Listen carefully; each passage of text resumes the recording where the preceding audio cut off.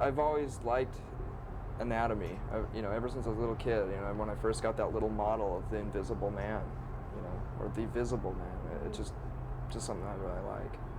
And since I've become a big rock star and made a bunch of money, I found this place in the Mall of America in Minneapolis that sells nothing but medical stuff. It's a medical supply store that they've offered to the public.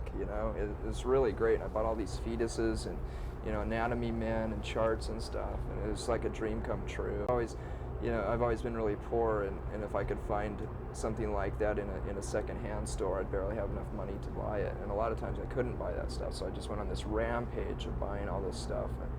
And I think I've overused it, for like pictures for the album. The old saying that you can't buy happiness. You think that's true?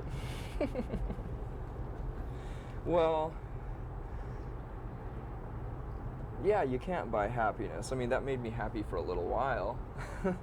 But, I mean, I was just probably almost just as happy with, I don't know, I look back on going to secondhand stores and stuff like that and finding a little treasure like that.